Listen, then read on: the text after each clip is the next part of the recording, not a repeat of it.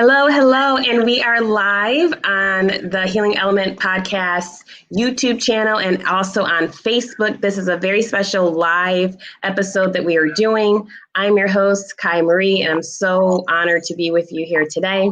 This is actually the last episode of season 1 of the Healing Element Podcast. So I'm so excited to have this conversation and to have my guest with me today, which we're going to be talking about her new book. The title of today's program is Healing and Empowering Our Children. We're going to be talking to Monique Peterkin about her book, It Is My Body and I'm in Charge. And I look forward to this very important conversation that we're having, especially in light of a lot of what we're seeing about that's going on in our world with children with sexual abuse. And I think that this is a very timely conversation that we're having. So first, I want to introduce my guest today. As I said, my guest today is Monique Peterkin. She is a United States Navy veteran who enjoys reading and exploring the world. She is currently a PhD student studying trauma psychology.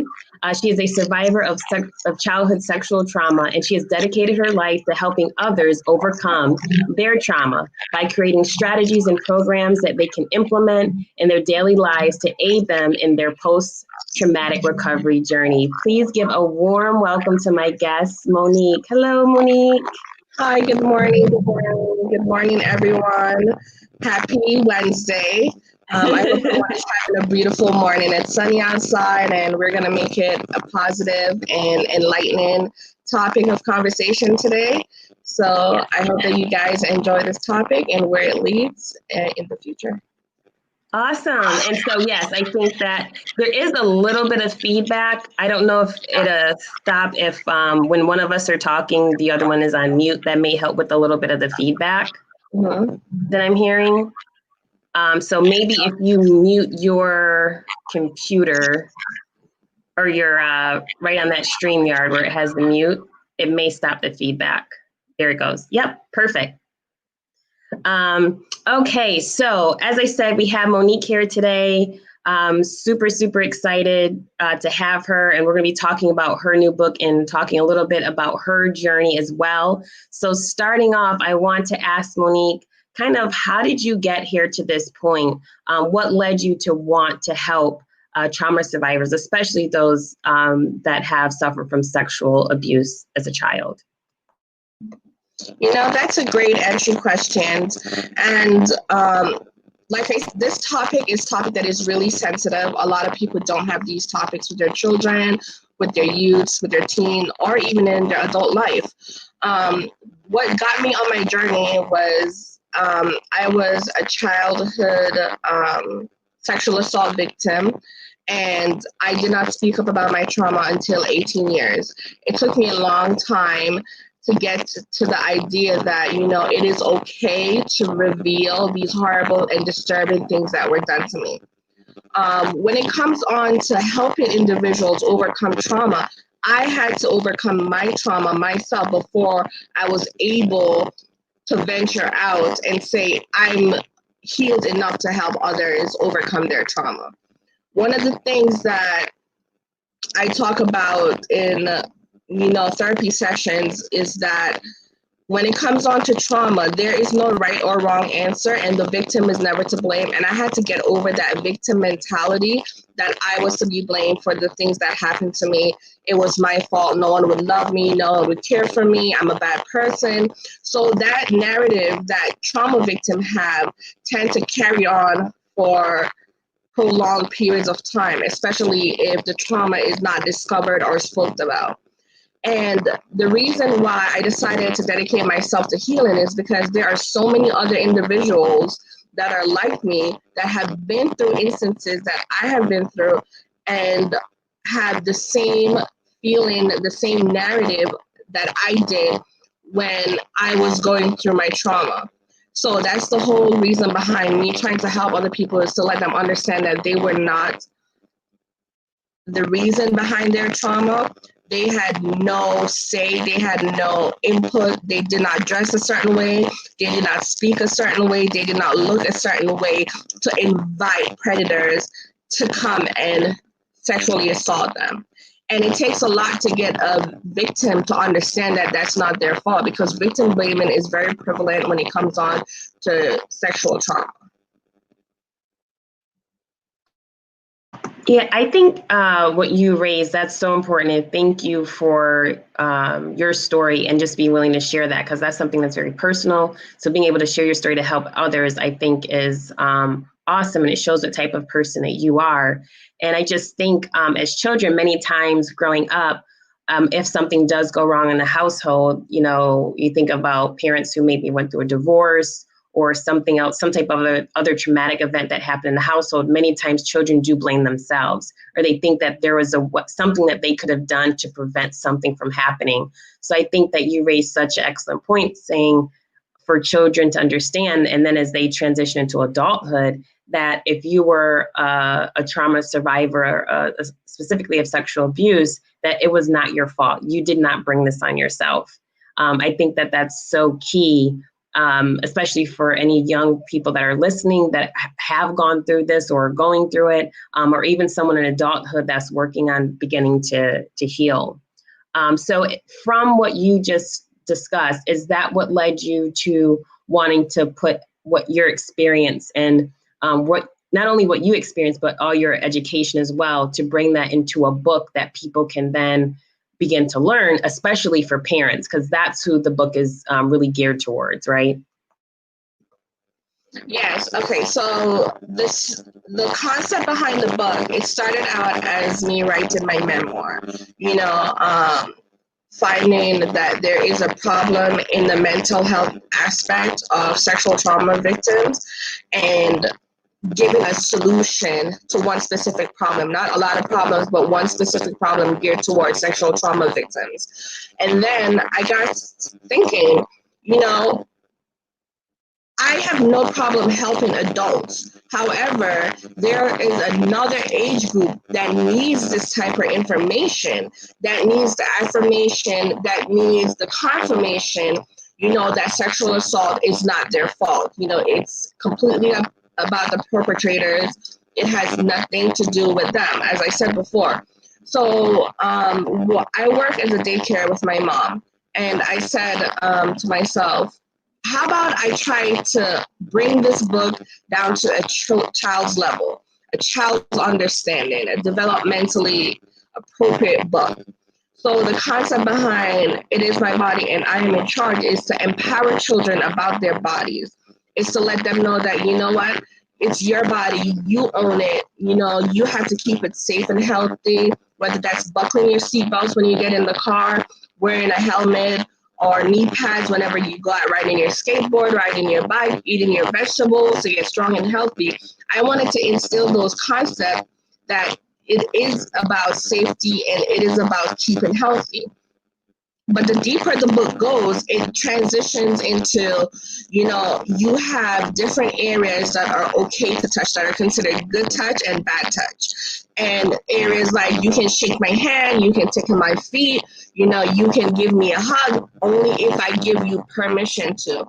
Because a lot of the times what we find is that children are reluctant to hug a certain family member or to hug a stranger, and we don't know the reason behind it. We just think that they're shy, you know, so we're like, you know what, just give them a hug. It's no problem. No, we have to listen to our children. And that's the narrative that I'm trying to instill in parents, that you have to listen to your child, you know, but it also plays a part with the children, because the other more in-depth aspects of the book talks about bad touches, inappropriate actions, or verbiage that is geared towards a child. So for instance, the book say, this is my body and I'm in charge. You know, I have to keep my body safe and healthy. If you ask to see my private areas, I will tell an adult. So it is reaffirming to the child that it is okay to talk about inappropriate actions that's being done to them, to bring it to someone that they trust, to report these actions.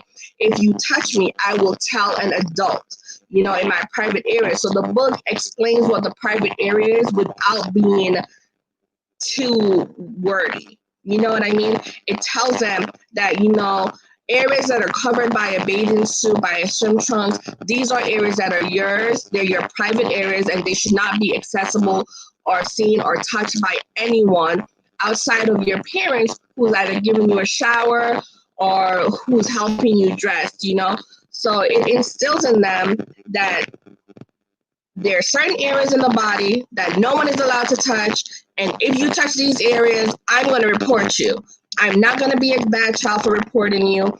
I'm not going to be less loved. You know, I'm not going to be, you know, ostracized because I report sexual trauma. And that's the whole narrative of the book. And the book opens up the conversations with parents, because parenting the ages of 3 to 10, which is what the book is geared towards, that they don't understand. Kids understand way more than we give them credit for, you know. And I think that one of the things that people tend to forget with children is that they're very inquisitive and they see things, you know. So for instance, in the daycare, you know, we have children, and when they're going to the bathroom, they'll say, I need my privacy, Miss Momo. You have to close the door. So if you're telling your child that no one should be watching you in the bathroom, why aren't you instilling in your child that no one should be touching you or asking to see your private areas, right? If they're old enough to know that they need privacy when they're using the bathroom, they're old enough to understand that no one should be doing this and that they won't get in trouble. You know, because a lot of the time when things happen, you know, you're like, it's okay, you can tell me, I won't be mad. Like if they break something, and then you get mad. You know, so they have that thing in their mind. It's like, well, you know, they get mad at everything I do when I tell them. So I'm not going to tell them that somebody touched me. I'm not going to tell them that somebody makes me feel extremely icky and extremely uncomfortable. You know, so the whole concept, once I said, is to learn the narrative and educate children and parents that it is okay to have these discussions with them. It's age appropriate to tell them and to let them understand that there's body parts that should not, under any circumstances, be seen or touched by another person unless consent is given, in terms of taking a shower. You know, like if you're at a daycare and you have an accident, you know, and the daycare provider gives you a shower or something like that. But when they're talking about, you know, I'll show you mine if you show me yours, that's one of the key things that a lot of people don't know that predators use in regards to children. Because as far as they're concerned, oh, wait, what are we doing? We're playing show and tell. So they groom children in that aspect. You know, they come with their soft words and they're like, oh, so it's just like, if you see this, you know, you have to let your children know that these things are not considered appropriate. These things are harmful to them, and they should report it without being too harsh or forcing the child, but giving them the option and allowing them that safe space to report when something happens to them. Right.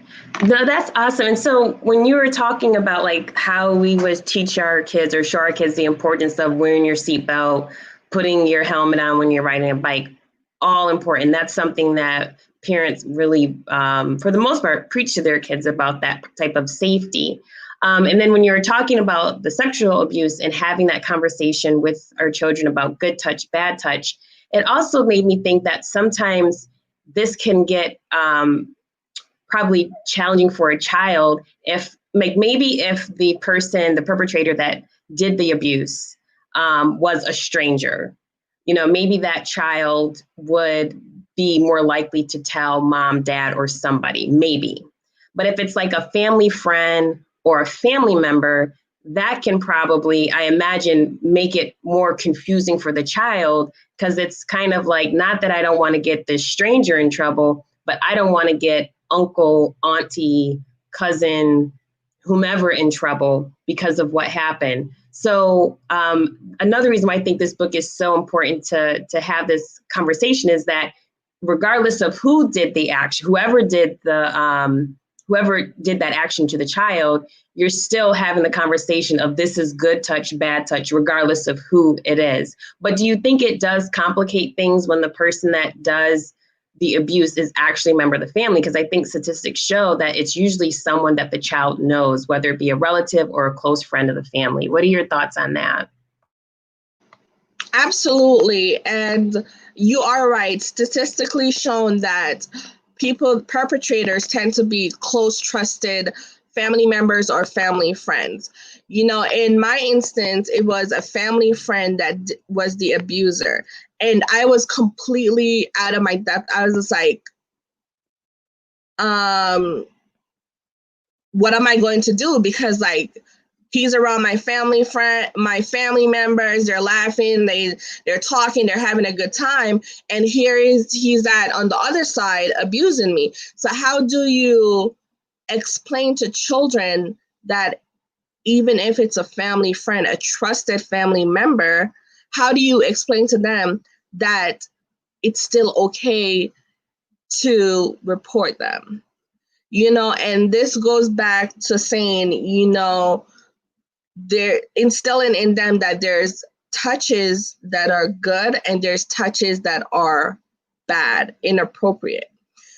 So it leads to the conversation that no matter who is watching you, who is babysitting you, who's taking care of you, these are simply actions and verbiage that are inappropriate and should not be brought to you.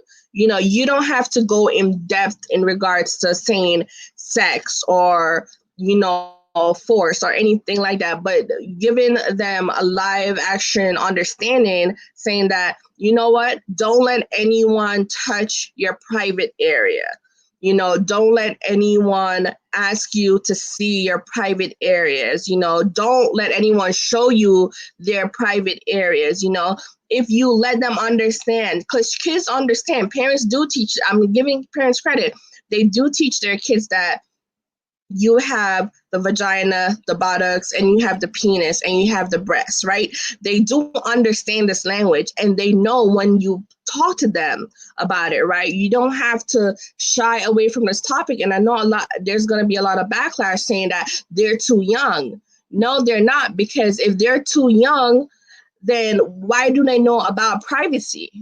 Why do they know that they have to close the bathroom doors when they're going to the bathroom? Why do they know that if a boy's in the bathroom, the girl shouldn't be looking? Because they understand what you're teaching to them, right? They understand their body parts, and using nicknames like hoo-ha or kitty cat, whatever you want to do. No, use the scientific terminology so they understand. They understand specifically what is being taught to them. So imagine us in high school, we're learning about algebra, and they're teaching us about a different name for algebra. When it comes onto the test, we're going to be like, I don't know nothing about this. This has nothing to do with what I've learned.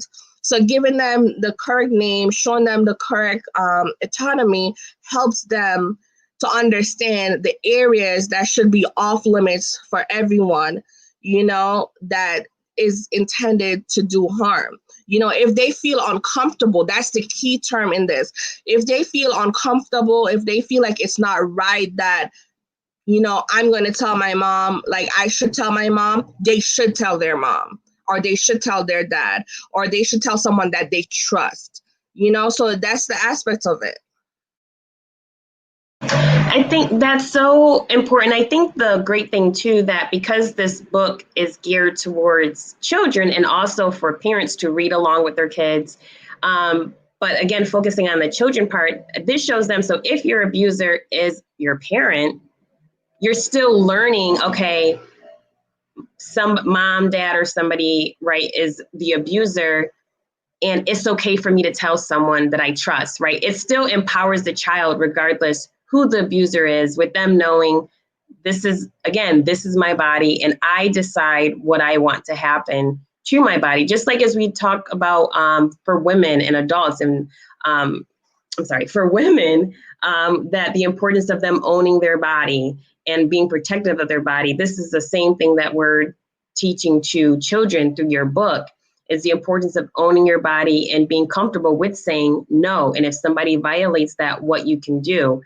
So the fact that it is for children to also read is perfect, and also for them to understand that it is age appropriate. So that way, if their abuser is mom or dad, that they still can make sure that they can go and tell someone of authority exactly what's going on. And they have the right to do that because that is their body.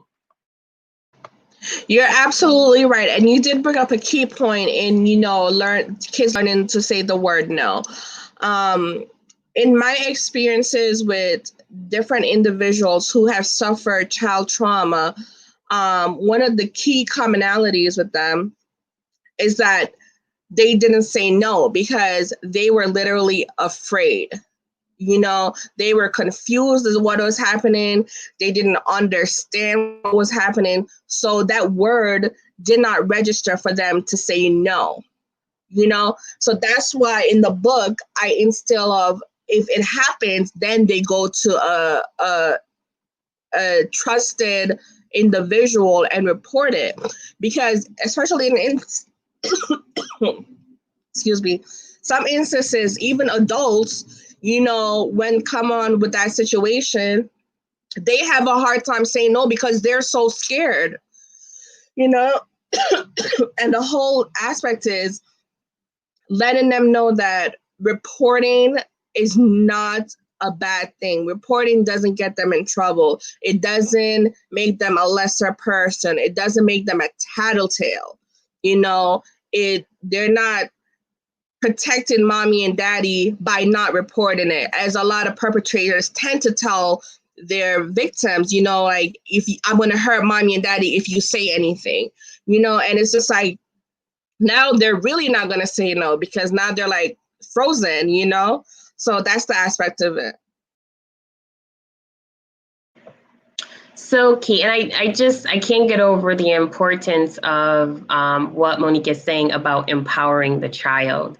Because it's so true. How many times have, you remember as your child growing up, where maybe you just didn't feel comfortable around certain family members or friends of the family, and you were kind of told by your parent anyways, well, go and give cousin so-and-so, auntie so-and-so, or whatever the friend. Sometimes friends of the family become auntie and uncle.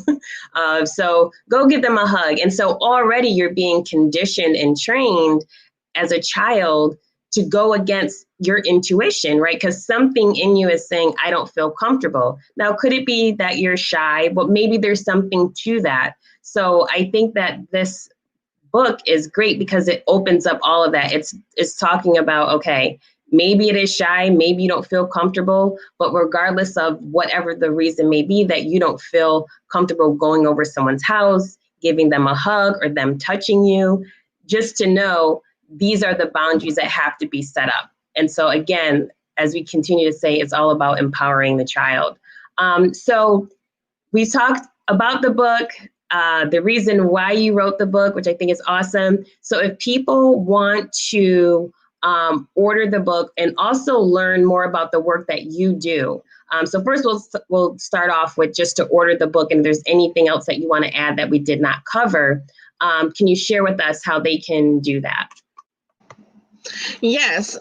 So the book is set to launch November 1st, but at the current time, there is a pre-launch that's set up in Kickstarter. It's a crowdfunding that there's different rewards in regards to how much money you pledge meaning how much money you donate. So for instance, if you donate $15, you get a copy of It Is My Body and I'm in Charge along with the digital bundle. If you donate like $100, you get postcards, signed copies of a couple of the It Is My Body books, that which you can hand out to your friend as gifts, and hand out to your friends and family members as gifts. You get postcards.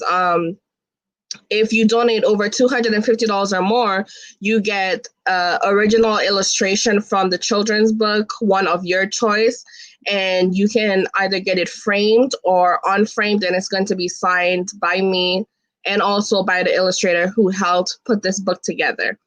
And then I do have my Instagram page. It's No Longer the Victims with an S. And this page is dedicated to not only myself, but individuals who want to reclaim their identity and reclaim themselves as survivors instead of victims. Awesome. So thank you so much for that, Monique. And I did just put in the comment box the link to your Kickstarter. So for those that are watching, if you want to go there and show your support, right now in the news, you're constantly seeing stories of children are being victimized, whether it be the teacher in school or family, friends, or what have you. And so it's so important, I should say friends of the family. So it's so important for us to have these conversations with our children. And hey, if you're like, I don't have kids, like for myself, I don't have children, but if you have nieces, nephews, cousins, anyone who is in your family, which any young children that are in your family that you want to share this information with, I think is critical. And if you have, someone in your life that has children, you want to buy the book for them so that they can have this conversation with their kids, I think it's great. The more that this type of information is put out there, the more we can work to make sure our children are empowered and protected so that we can hopefully stop some of this before it happens by children feeling comfortable to report it and not putting all of this on the children. We as adults, we have to make sure that we create the environment so that our children feel comfortable to come to us and tell us when something's going on. And so I think that's what this book does. Monique, to your point, when you're saying earlier of sometimes we'll say, I won't get mad if you say X, Y, and Z, and then the kid will tell us and we're like, what'd you do? And then so that changes the child. Okay, so even though you say you won't get mad, you will. So can you talk to us a little about the importance of, as parents and as adults, like I said, for those of us that do not have children, the importance of creating safe environments for children to come and share with us when something's going on? Because like you said, many times the abuser doesn't start off immediately abusing the child. They start to groom the child. So there could be something that is going on that they're saying, that they're manipulating the child emotionally, mentally, that maybe the child's like, something doesn't seem right, but they're not quite sure. So how can we as adults and parents create like a safe space for our children to come to us? Okay, so you do ask a good question in regards to creating a safe space as adults. So one of the instances in which I like to use is when the child starts talking, right? Talking, walking, we repeat things frequently to them. Wave hi, wave goodbye, say apple juice, say juice, say wawa, so we repeat these things constantly to get the child to understand and form a narrative from their own in terms of what they want, right?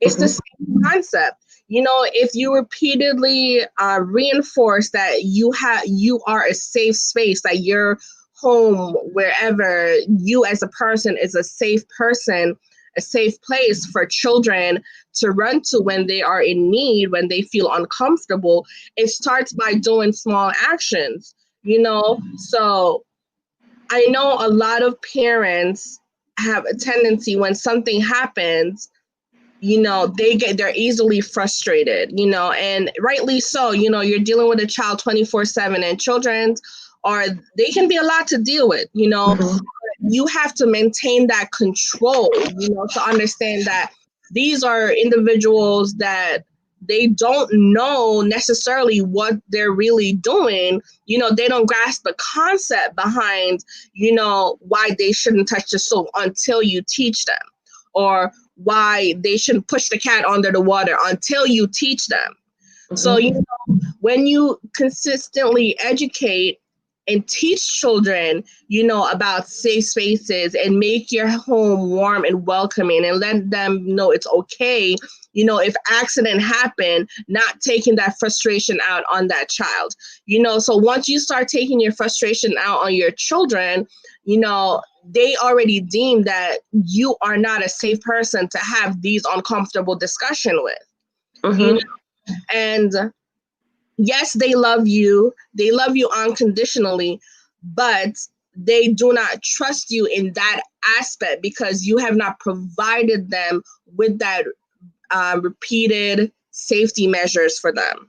You did not let them know that, you know what, it's okay. We're going to get this taken care of. You're fine. Don't worry about it. I love you. You're fine. You're fine. You know, you're not a bad person. So when someone, a perpetrator or abuser, is telling children that, you know, nobody's going to love you or nobody's going to believe you, you have to instill in your children, you have to build that trust in them, you know, to let them know, you know, it's okay. You can tell me anything. Or even when it comes on to bullying, you know, there's a high suicide rate when it comes on to high schoolers because of bullying. You know, they don't feel like they have a safe place to tell their parents, or that their parents would do anything to help their cause. You know, they think that they're going to make it worse in some instances.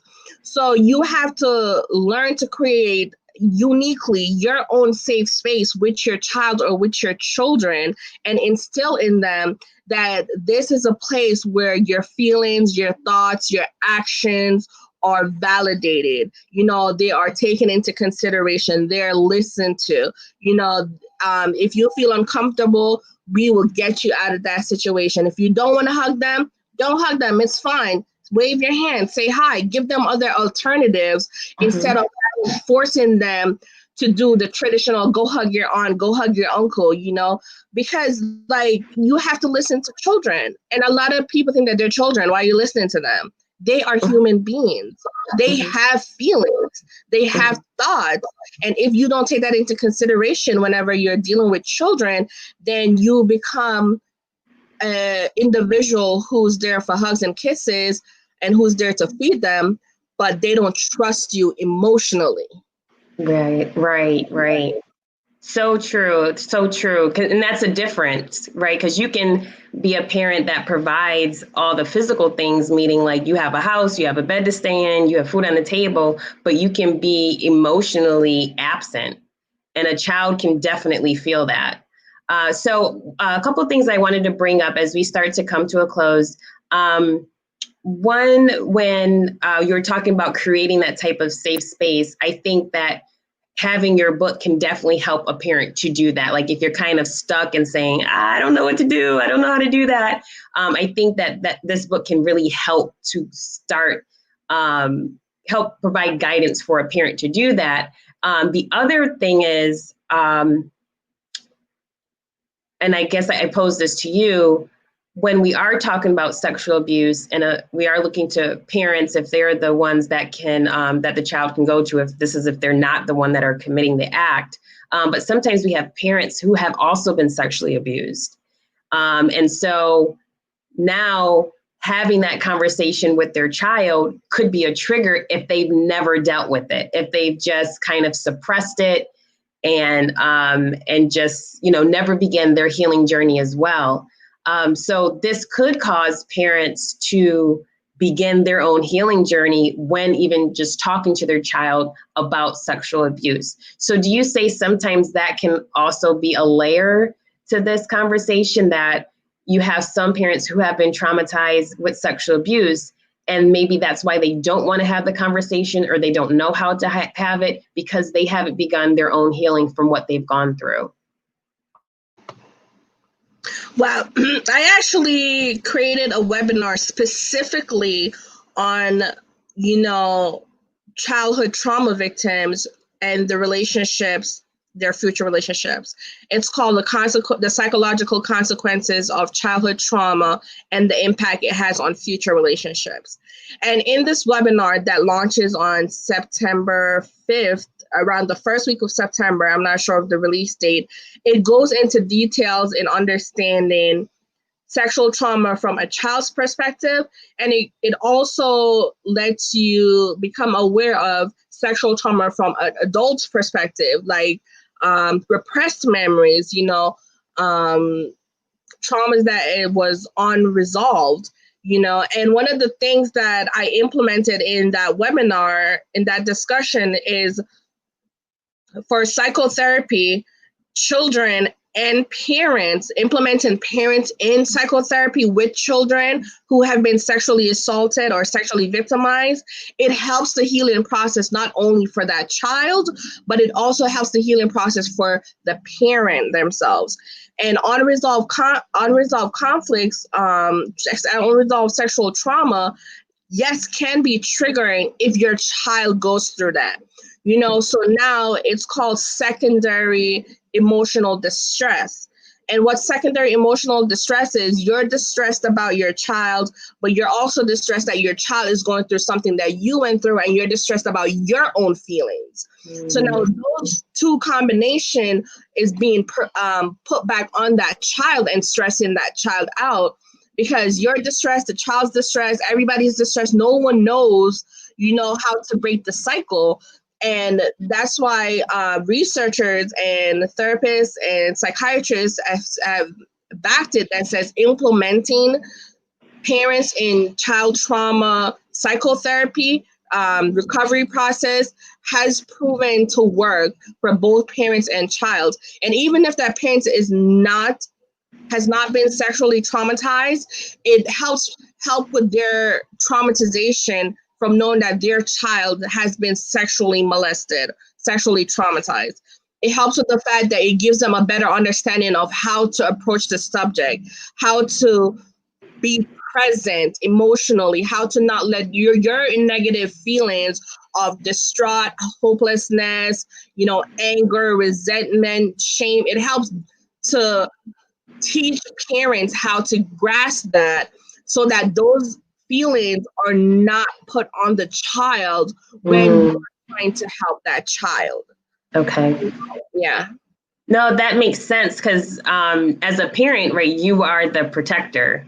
So for someone to violate your child, especially it's like a family member or a friend of the family, and it's like, how did I miss that? How did I not see or know that this was going on? And so, yeah, that's a very good point. That shame, that guilt of feeling it maybe like as a failure as a parent, that I didn't stop this from happening.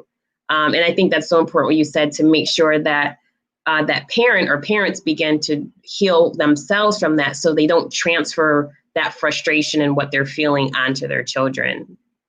Awesome point. So with that, as we start to wind down our conversation today, I just wanted to know, could you go over one more time, it looks like we have a few more people that are watching live, how people can get your book and how they can show support? And feel free in the comment section, for those that are watching, look there. You can check there as a reference for what Monique is going to share with us as to about her, how you can get in contact with her and purchase her book. Thank you. So once again, my Instagram page is No Longer the Victims, and this page is dedicated to turning victims of sexual trauma into survivors of sexual trauma. It's there to empower them, just like the book empowers children, to let them know that victim blaming is a process that everyone goes through in sexual trauma. It is a process of understanding that you weren't at fault, that none of this was your fault. The crowdfunding page, Kickstarter, I think it is my body and I am in charge. It gives individuals a chance to fund the project. The goal is to reach 11,600 to fund the project and have it released. So it's a pre-release date. That said, and every dollar that is donated toward that fund gives you something back. Donating over $15 gets you a copy of the digital bundle of the parenting guides, and to having hard topic discussions with your children. It gives you the digital copy of It Is My Body as I Am in Charge, and it also gives you a hard copy of the book. And then as you go along, on the right corner where the pledges are, the rewards, they go more in detail the further along down the page you get. The highest is donating $400, which gives you a signed autographed copy of your illustration of your choice. It gets you 5 copies, signed copies of It Is My Body, I'm in Charge. It gets you what else does it get you? It gets you different elements, an ability to have a one-on-one discussion with me in regards to parenting your child from that standpoint of sexual trauma and understanding sexual trauma. So it gives you in just a 1 hour time span to talk to me, to bring to me any type of issues, discussion that you find it's hard to talk about with your children. It also gets you postcards. It gets you memories of it is my body and I'm in charge, and it gets you, one of the most important thing is I do a story reading of the book, coronavirus. So we do a story reading in a secured live cam, and you can invite as much friends as you want. And then everyone can sit, have a copy of their book, feel empowered, read along with me. Parents can ask questions, one-on-one. And it's an all-around, it's an exclusive package that it really gives you a chance to be in depth and be proud of, crowdfunding this important book that I think every child should have. So. Awesome. Thank you for that. And so now, unfortunately, we're coming to the end of our program today. Monique, thank you so much for coming on. I'm so thankful. Our mutual friend, Shirley, introduced us, and we really clicked immediately. And when you were talking to me about your work and your story, I was so interested in learning more about you, but also, of course, bringing you on the podcast, because this is a topic that is so important. And I'm so happy that the work that you're doing to really empower children, but also empower parents as well, so that they know how to deal with this type of situation if it comes to it. Hopefully, hopefully it doesn't. But if they are in a situation where their child has been molested, that they know exactly the actions that they can take, and also what they can do to help their child, to help empower their child to say, listen, if someone is doing this to you or saying that to you, this is what you can do to protect yourself. So thank you so much for all the work that you're doing. All of your contact information is in the description box. If you are viewing by YouTube, you can check there for your Instagram page, the Kickstarter, and also your bio. And the same information can be found on the Facebook page. I would like to thank everyone who is subscribed to the Healing Element Podcast YouTube channel, and also all Facebook followers, and everyone who has downloaded and supported my podcast. This is the first season, and this is the last episode. Thank you. And it's such a treat to have Monique on, because I was like, am I going to do this by myself? And it was such a blessing that that we met when we did, and that we could have this conversation. So I couldn't be more fortunate and blessed to have you on. So again, for everyone that's listening, the season 2 will start on September 23rd. Of this year. So make sure you check it out. But I will be doing some recordings until we get to the new season. So make sure you check out for that. To learn more about me and my services, please visit my website, kaimarie.com, and sign up for the newsletter. It's a bi-weekly newsletter. I promise I will not spam your inbox, but it's a bi-weekly newsletter, which I will provide helpful information to you to manage stress. And also, if there's any specials like what we have today with a live special with Monique. So anything like this that's happening, that you'll make sure that you will receive that information so that you can mark on your calendar. So with that being said, Monique, is there anything else that you would like to add? Yes, just a simple talk to your children. Children are smarter than we give them credit for. They are intelligent, and they understand most of what's going on around them. Having that conversation with your child is never too early to help keep them safe and protect them and empower them about their body, and give them the opportunity to know when things are right and when things are wrong, giving them the opportunity to come to you by you creating that safe space for them. It's never too late to start educating your children on their safety and health. Beautiful, beautifully said. So thank you everyone for listening. Please make sure you share the video, Leave a comment. As I said, all Monique's contact information is in the description box, so please show your support. It'd be very much appreciated. And I will see you again on September 23rd. Enjoy. Have a beautiful summer, guys. Bye.